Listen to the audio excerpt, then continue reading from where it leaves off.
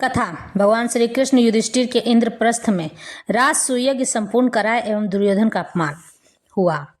राजा परीक्षित ने पूछा, भगवान, अजात शत्रु धर्मराज युधिष्ठिर के राजसूय यज्ञ महोत्सव को देखकर जितने मनुष्य, नरपति, ऋषि, मुनि और देवता आदि आए थे वे सब आनंदित हुए, लेकिन दुर्योधन को बड़ा दुख और बड़ी पीड़ा हुई।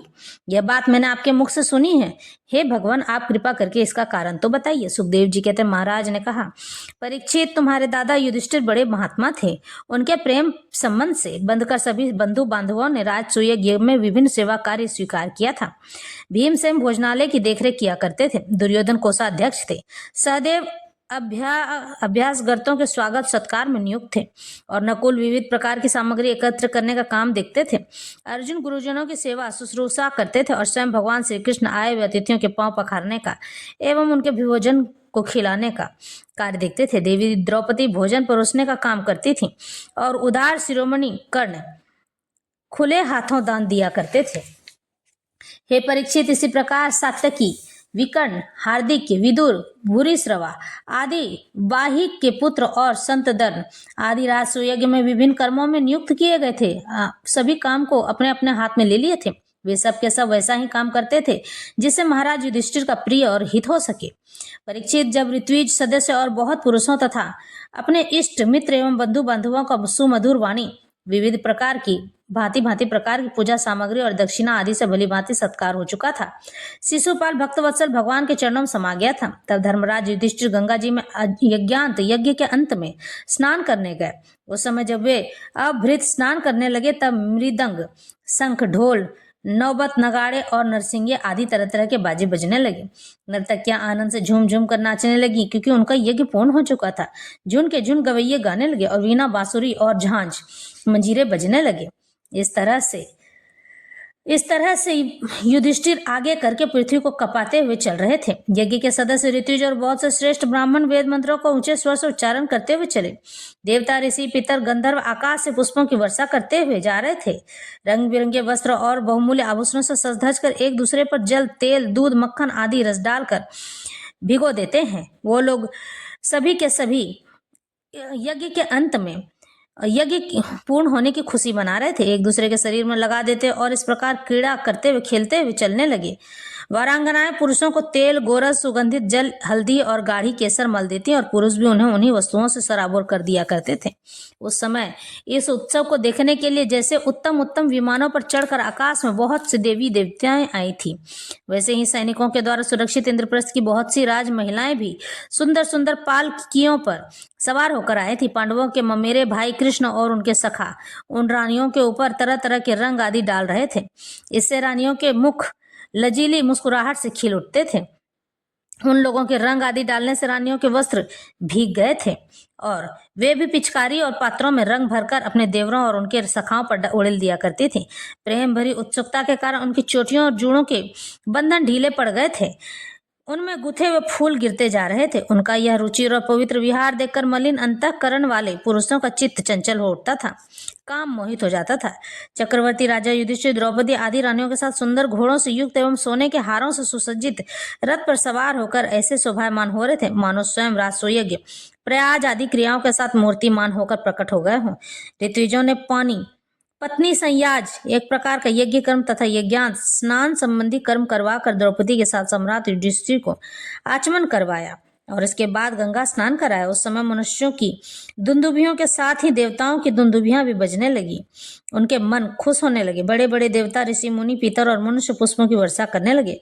हे महाराज युधिष्ठिर के स्नान कर लेने के बाद सभी वर्णों एवं आश्रमों के लोगों ने गंगा जी में स्नान किया, क्योंकि स्नान से बड़ा महापापी भी अपनी पाप प्राश्चियों से तत्काल मुक्त हो जाता है।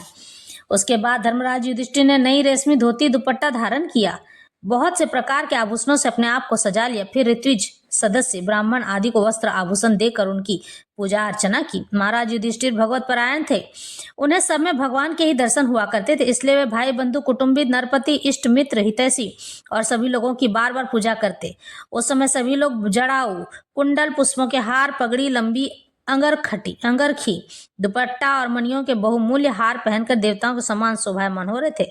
बड़े ही सज रहे थे। स्त्रियों के मुखों की भी दोनों कानों के कर्णफूल और घुंघराली अलकों के से बड़ी शोभा हो रही थी तथा उनके कटी भाग में सोने की करधनियां तो बहुत ही भली मालूम हो रही थी।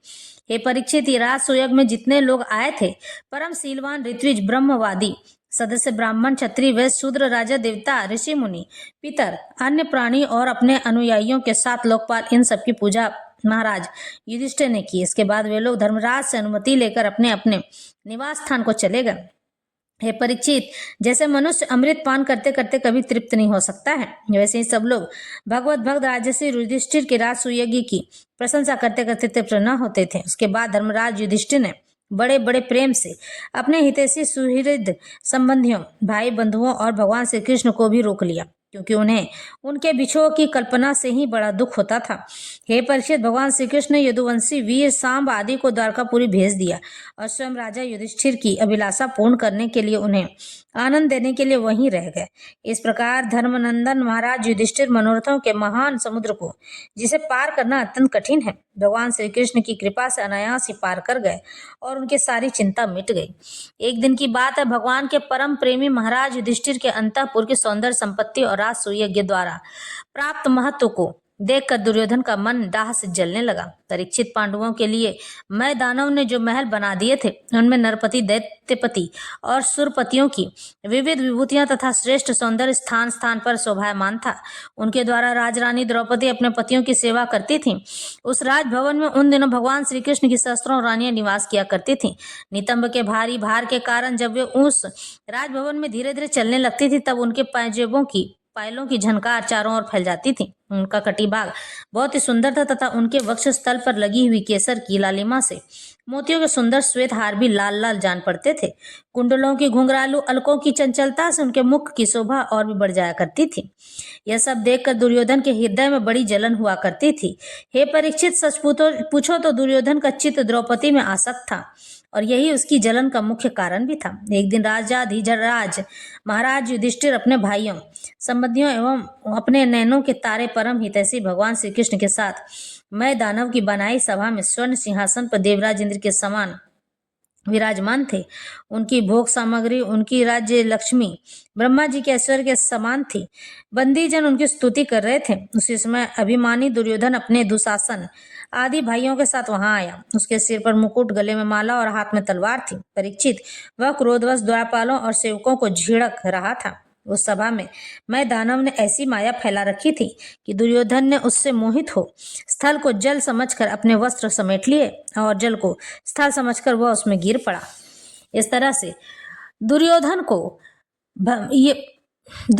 को उसको गिरते देखकर भीमसेन, राजरानियां तथा दूसरे नरपति हंसने लगे, यानी कि द्रौपदी भी हंसने लगी। यद्यपि युधिष्ठिर उन्हें ऐसा करने से रोक रहे थे, परंतु प्यारे परीक्षित, उन्हें इशारे से श्री कृष्ण का अनुमोदन प्राप्त हो चुका था। युधिष्ठिर को इससे दुर्योधन लज्जित हो गया। उसका रोम रोम क्रोध से जलने लगा। अब वह अपना मुंह लटकाकर चुपचाप सभा भवन से निकलकर हस्तिनापुर चला गया।